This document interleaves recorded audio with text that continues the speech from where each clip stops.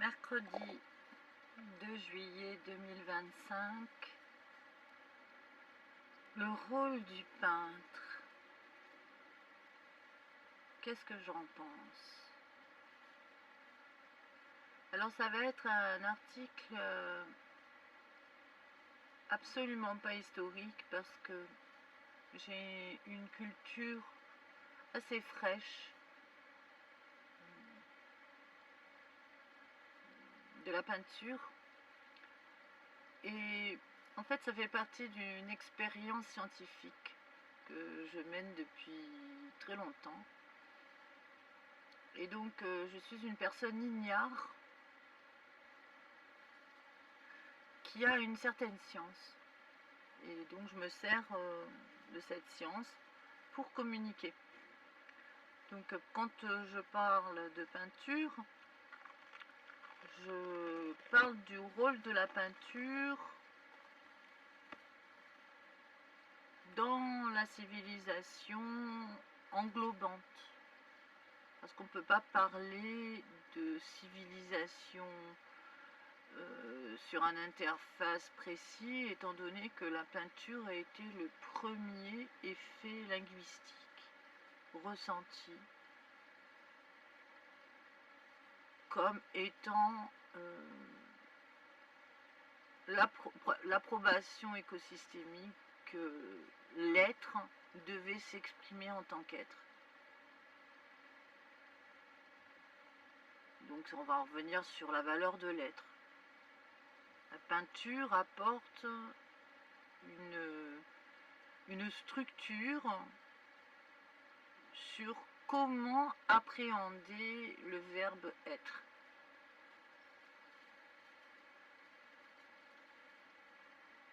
Alors l'intérêt de la peinture, c'est le fait que ça soit comme une statue, une œuvre immobile, bien que maintenant nous faisons de la peinture numérique, donc on va parler de la peinture physique plutôt, et de la peinture qui est censée contenir une géométrie académique. Donc je ne parle pas donc de la peinture en mouvement qui peut être ressentie comme le nouvel art, puisque à partir du moment où il y a un mouvement, on n'est plus sur une œuvre impactante visuelle, cinématographique. On n'est pas entièrement sur de la peinture. Par contre, une peinture qui vous amène le mouvement, c'est-à-dire qui vous invite à vous déplacer pour la rencontrer, là, ça devient intéressant. Comme une statue qui vous invite à la rencontrer dans un jardin, dans un musée. Là, on parle d'un réel mouvement impliquant l'être. Puisqu'on est confronté à une sorte de proposition de dialogue. Donc le rôle du peintre, il est assez bizarre, hein, puisqu'il n'y en a pas finalement. On est au départ dans son propre dialogue. On cherche dans la matière une forme qui va nous évoquer la relation à exister. Comment se définir à ses propres yeux et comment se définir aux yeux du monde. Cette grande quête mystique est passée un peu à l'as, c'est-à-dire qu'on n'est pas entièrement sur la valeur être, parce qu'on pense que c'est établi, qu'il y a assez d'œuvres philosophiques qui relatent de qu'est-ce que c'est qu'un être, et que à partir du moment où on a une identité, on n'est pas censé se poser la question de qui on est, puisqu'on est identifié comme étant existant. C'est pas si simple. Et dans la peinture, on va trouver cette abstraction, ce monde abstrait qui s'invite et qui va nous déconstruire aussi sur notre véritable expression volumique en tant qu'être. Et donc la peinture est censée nous apporter une énigme au départ. Si ce n'est pas une peinture complètement figurative, elle est censée nous apporter une énigme. Et encore, même si elle est figurative, on est censé se poser des questions. pourquoi ceci, pourquoi ces couleurs, pourquoi le sujet est en avant, pourquoi est-ce qu'il y a cette couleur qui a été utilisée en dominante. Et donc on est censé entretenir à travers l'œuvre une relation à l'espace. Une œuvre de peinture est en général dimensionnelle. Donc elle permet, encore une fois, comme l'effet du cinéma avec le rectangle, elle permet de reconstituer une échelle dimensionnelle. Ce que nous n'avons pas obligatoirement tous les jours. On le remarque puisque en publicité, en général, les gens vous proposent un produit ils vont créer une démesure autour du produit. Ils vont développer une stratégie comme quoi le produit est hyper bankable parce qu'il est situé dans un espace rationnel sur lequel il est mis en valeur.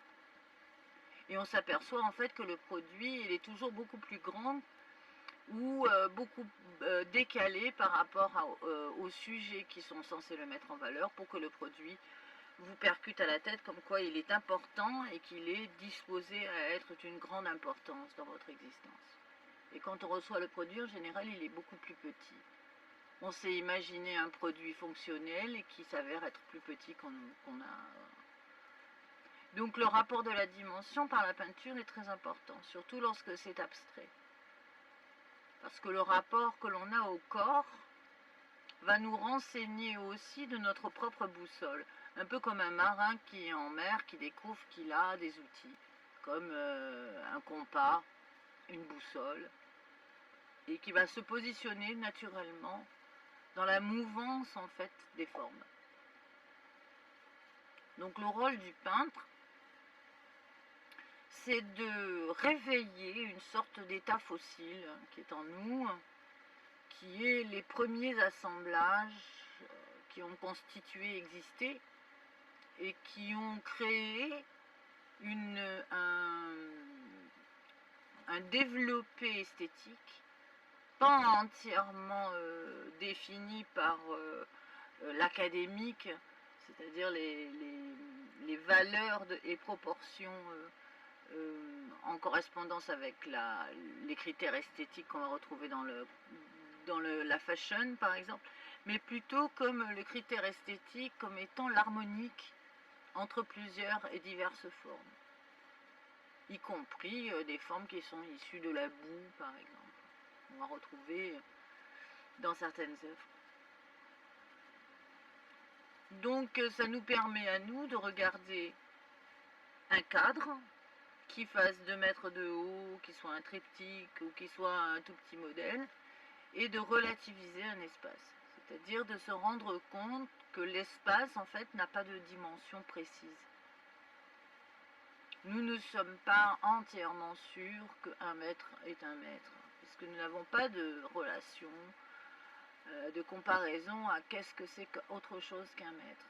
Il faudrait inventer une nouvelle géométrie pour savoir exactement qu'est-ce que c'est qu'une dimension. Donc nous sommes sur une dimension approximative, et finalement le rapport géométrique est un des fondements de la structure interne, sur la constitution du mouvement qui se passe à l'intérieur de nous, l'évolution de ce mouvement. Et donc la peinture nous permet à relativiser ce qui se passe.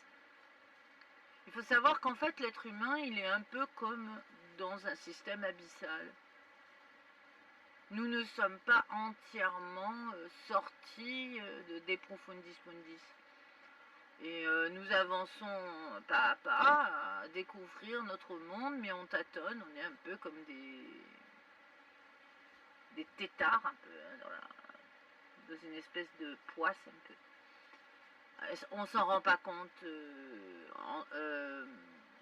tout de suite, puisqu'on n'a pas ce qu'on appelle la capacité angulaire, c'est-à-dire la capacité de regarder ce que c'est un objet d'angle. Et la peinture, en fait, nous permet ça.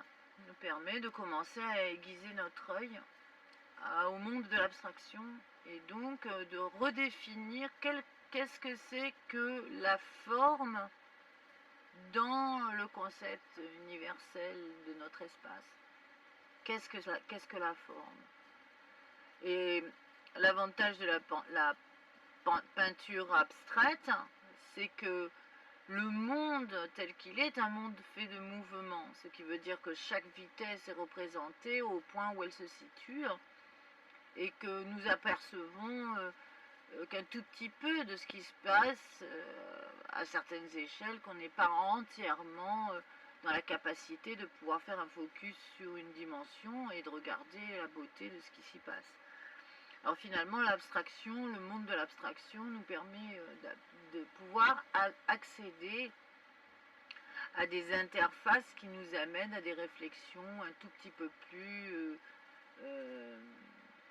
abouties sur quel est le monde qui nous traverse aussi, puisque nous sommes une sorte d'intersection constante avec divers champs de fréquences, divers états dimensionnels.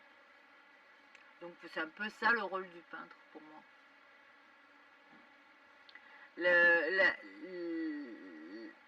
La difficulté pour un peintre, par contre, c'est de ne pas se laisser happer par un système de trop grande rigueur, ce qui s'est passé à une certaine période. Parce que les peintres ont commencé à vouloir reproduire à la perfection ce qu'ils voyaient. Donc ils ont fait en fait le rôle du photographe.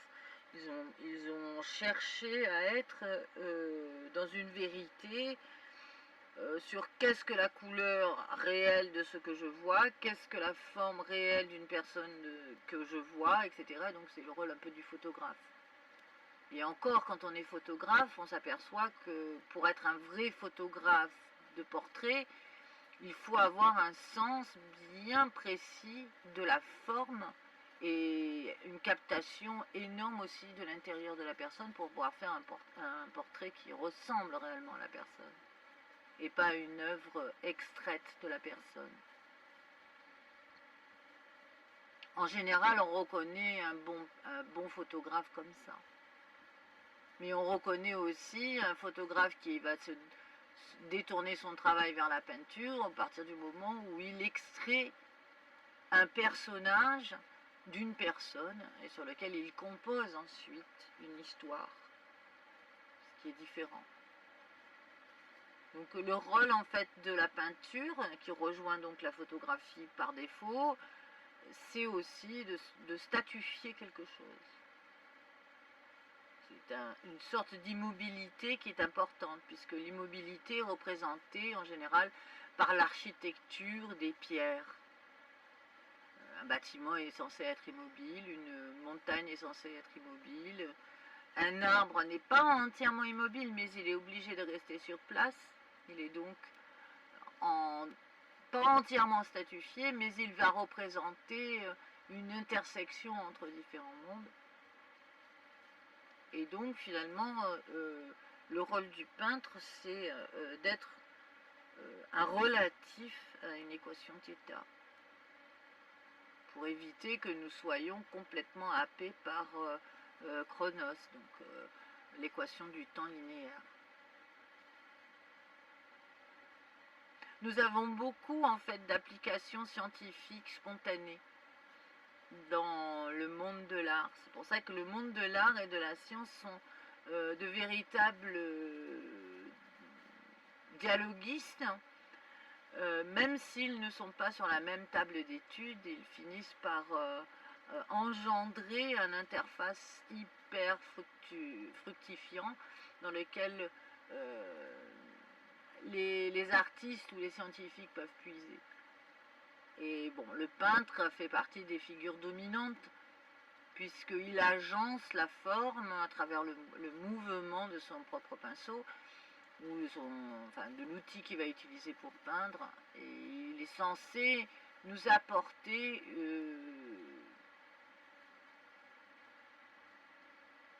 un compte-rendu qui n'est pas entièrement un diagnostic, par exemple, ou un mode d'emploi.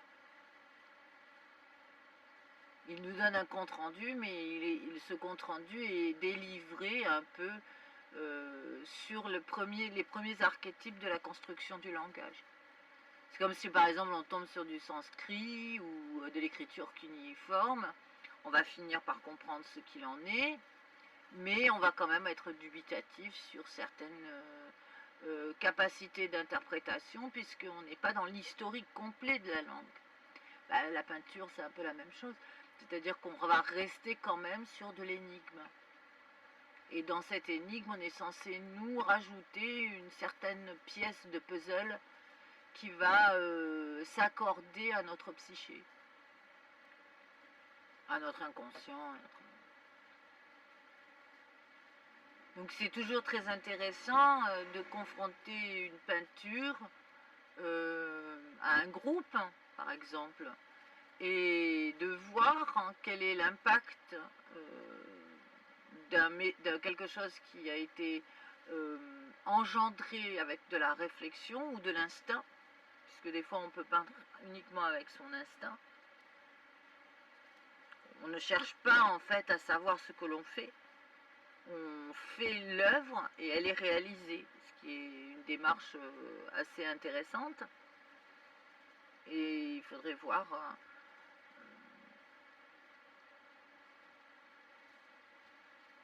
le nombre de variantes par rapport aux angles choisis sur qu'est-ce que l'œuvre. Après qu'on ait fini de décrire ce qu'on appelle, de faire le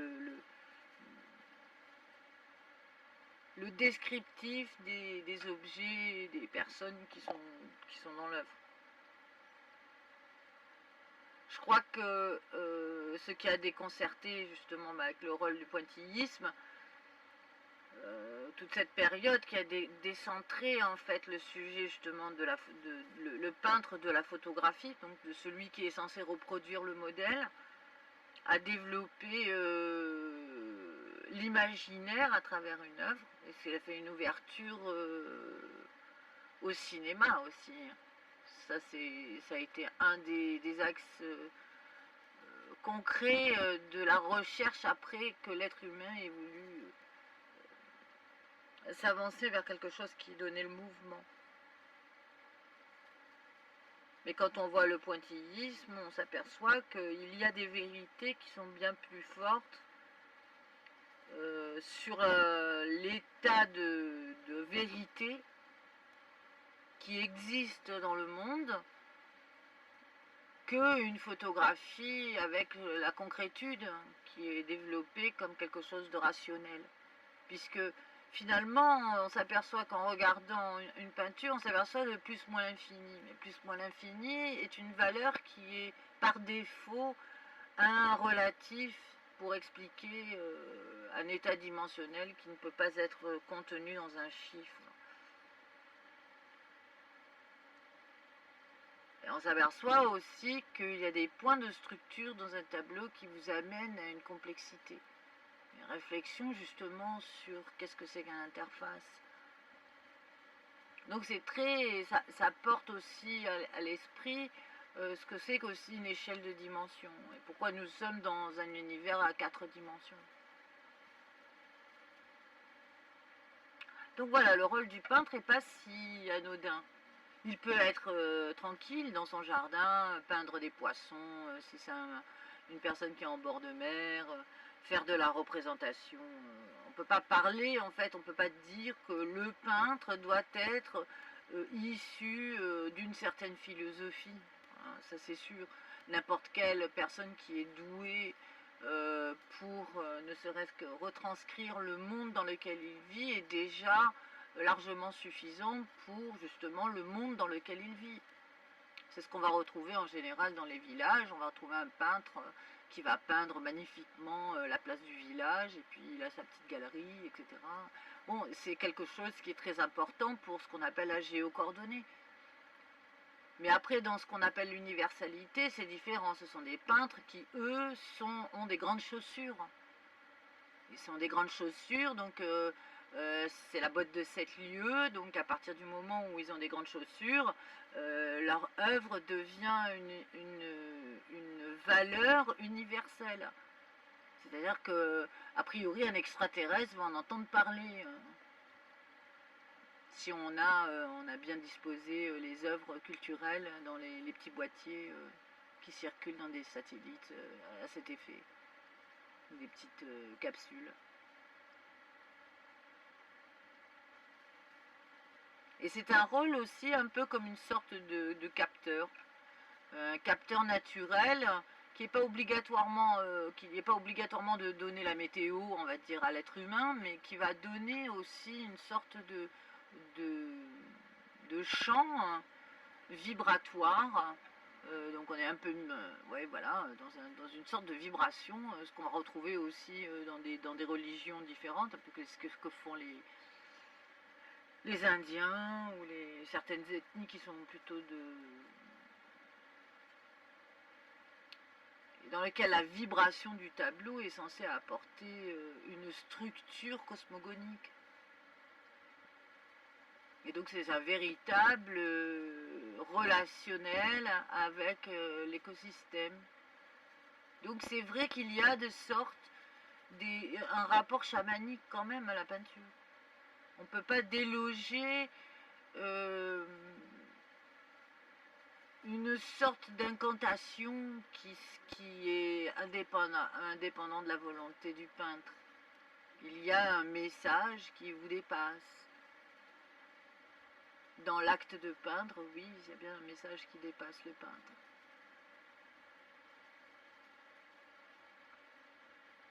C'est ce qui est intéressant. Et je pense que le rôle du peintre est celui aussi de sécuriser le metteur en scène ou le réalisateur. Il y a une sorte de connivence. Il y a une connivence aussi avec l'écrivain.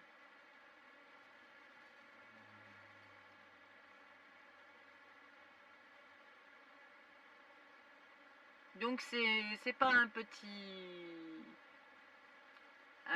art, d'ailleurs ça fait partie des arts majeurs, mais on voit que le vrai impact, c'est ça aussi, c'est d'apporter en constante mouvance, puisqu'on ne peut pas être constamment en train de regarder la mer, qui ferait office d'un immense tableau dont la forme et le fond ne sont jamais construits entièrement,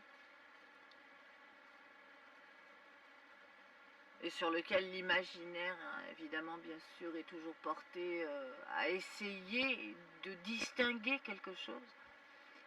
Eh bien, le peintre, lui, vous amène sur des chemins de compréhension à travers ses propres choix, lorsqu'il définit la forme selon l'angle d'optique qu'il a adopté pour réaliser son œuvre. Donc voilà, il faut respecter les peintres. Bon, peut-être pas tous, parce qu'il y en a qui sont maintenant positionnés très très commercial.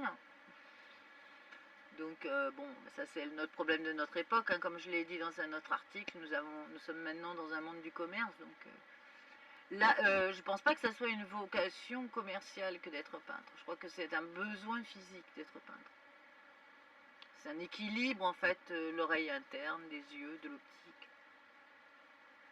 On a besoin en fait de se relativiser à travers un message qui n'est pas obligatoirement transparent, ce message. On peut être un peu opaque, on n'est pas obligé de s'expliquer entièrement à travers ce message. On est dans un... C'est un peu comme quand on ramasse des cailloux en bord de mer. On ne sait pas quel est celui qui contient la vérité. Il y en a forcément un, il y en a forcément tous. On ne sait pas. J'essaye de comparer ça aussi. Pour moi, les cailloux, par exemple, dans la mer, on ne sait pas lequel qui est le vrai caillou, alors qu'ils sont tous vrais. Mais enfin, il y en a un qui en connaît plus que tout le monde. Il faudrait le trouver. Et finalement, tous sont hyper importants. On finirait par ramasser tous les cailloux pour entendre le message de ces petits bourlingueurs. sur le roulis en fait. Ben, il y a quelque chose comme ça dans la peinture. La musique, c'est différent. C'est différent parce que ça passe en fait par un...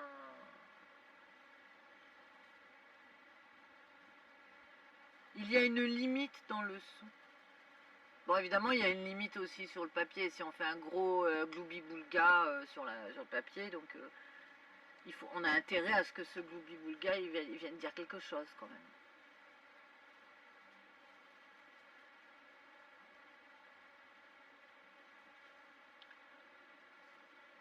Voilà ce que j'en pense. Je pense que le peintre est un fondamental à notre équilibre. Que les expositions de peinture sont de véritables invitations à se reconstituer à l'intérieur de soi, que les musées qui contiennent des tableaux sont maintenant écrasés en fait par l'aspect institutionnel et qu'on perd en fait leur relation complète à la peinture puisqu'on n'a pas le temps finalement de regarder un tableau. Il y a des choses à faire que finalement l'univers virtuel autour d'un peintre n'est pas si négatif, de pouvoir traverser une œuvre, mais encore une fois, la virtualité autour d'une œuvre est une complexité.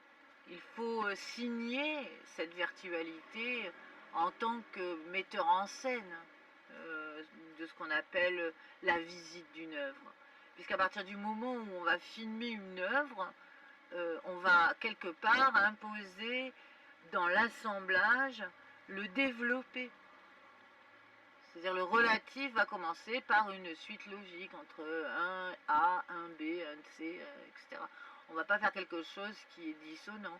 Lorsque l'on fait par exemple une virtualité autour d'une œuvre, on est obligé d'être rationnel dans son développé. Donc c'est un acte de mise en scène d'une œuvre. C'est pas la même chose que quelqu'un qui va regarder n'importe comment, dans quel sens, s'il va faire un petit pas sur la gauche et repartir sur la droite, puis un autre petit pas, puis reculer, puis avancer. C'est-à-dire qu'il va découper en fait l'œuvre à travers son mouvement avec autre chose dans les yeux, et ça on ne pourra jamais le retrouver, ce dialogue-là. Et c'est donc très important, c'est une figure linguistique qui correspond aussi à la vérité de notre univers.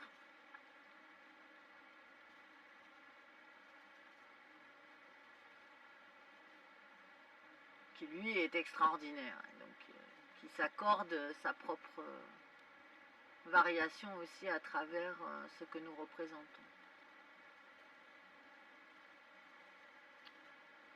Donc maintenant, il faudrait savoir, je pense que le rôle du peintre vis-à-vis de l'être, c'est ça. Après, le rôle du peintre dans la civilisation, c'est d'être le meilleur vestige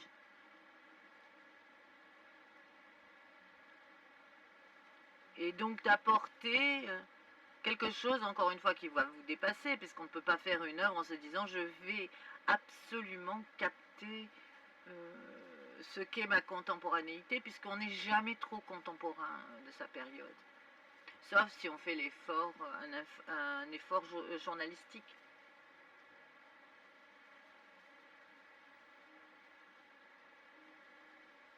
On peut dire qu'il y a eu des tendances émergentes à ce moment-là, que les courants ont développé à travers de différents groupes de peintres un engouement pour tel type de choses. Notre génération est un peu compliquée puisque les peintres qui sont novateurs sont immédiatement désacralisés par le publiciste et le commerce. Donc on n'a pas le temps d'être descendu du temple des muses, qu'on est déjà sur le temple, le marché énigmatique de notre contemporanéité, où toutes les œuvres sont mises plus ou moins à la même échelle. Donc il n'y a pas la notion de véritable découverte d'une personne, ni même d'un travail. C'est simplement pouvoir absorber le maximum de signes et de développer ça sur des domaines industriels. Et c'est encore une fois extrêmement difficile de protéger une œuvre, puisque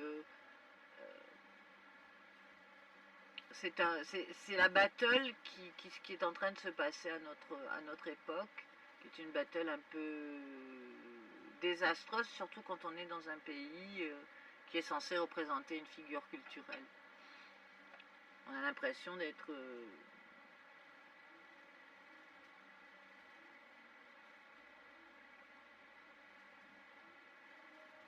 complètement délogé de l'intérêt d'être dans ce pays.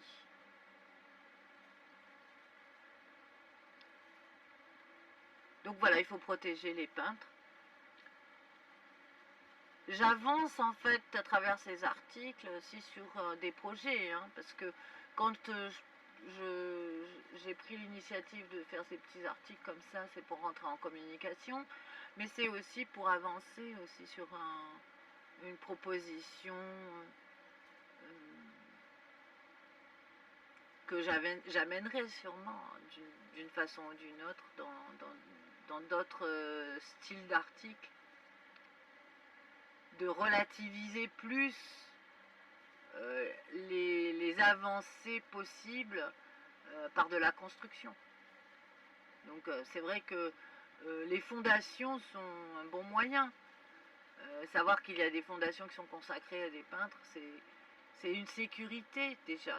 Déjà c'est des emplois autour d'une œuvre, c'est montrer aussi l'impact que l'art a sur notre monde, mais qu'il ne faut pas oublier aussi que c'est un des premiers langages qui nous a permis ensuite de moduler quelque chose, d'arriver à faire une construction de notre glotte, hein, qui nous permet maintenant de faire des sons qu'on comprend, qu'on a commencé par exprimer par donc le sens de l'optique a été déjà la première clé de compréhension du monde qui nous entourait, et qu'on a réussi très rapidement à maîtriser la retranscription et ensuite l'organisation en symboles de ces retranscriptions pour que le langage puisse naître et surtout se transmettre. Donc c'est pas rien du tout. Ça veut dire que chaque œuvre qui est réalisée par un peintre, il existe un objet de temps dedans. Alors déjà, à l'époque de l'architecture, on pouvait supposer qu'il y avait un objet de temps, donc un relatif au temps, y compris le temps futur. Mais il se trouve que oui, dans la peinture, il y a quelque chose d'énigmatique, il y a toujours quelque chose qui est en correspondance avec le temps. Un relatif de la dimension du temps. Donc c'est passionnant. Ça veut dire que si on commence un peu à être intéressé à comment regarder la peinture, on peut partir dans des aventures.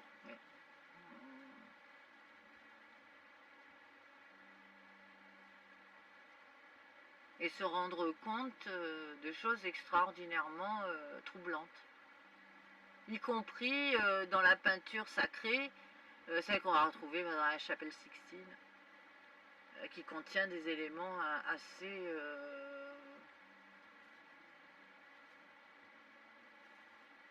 assez extraordinaires sur justement le temps.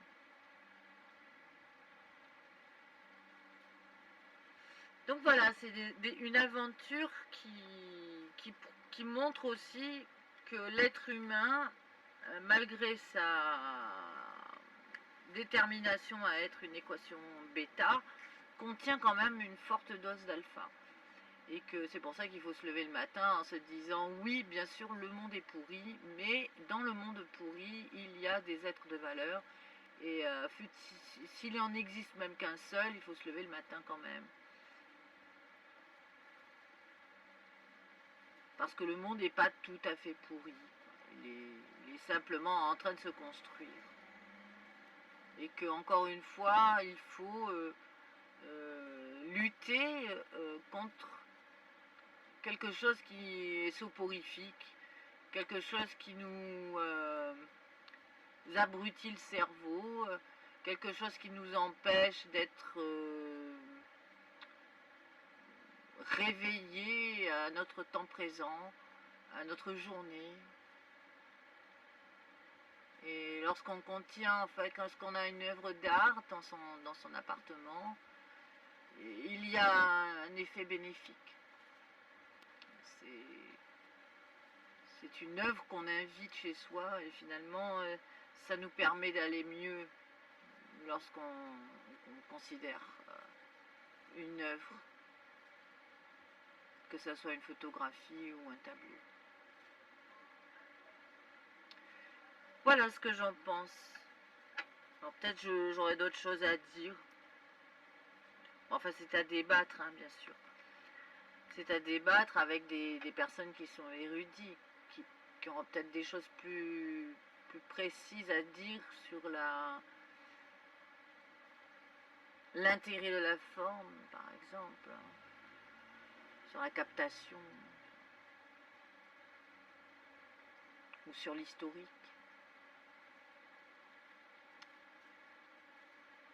Voilà.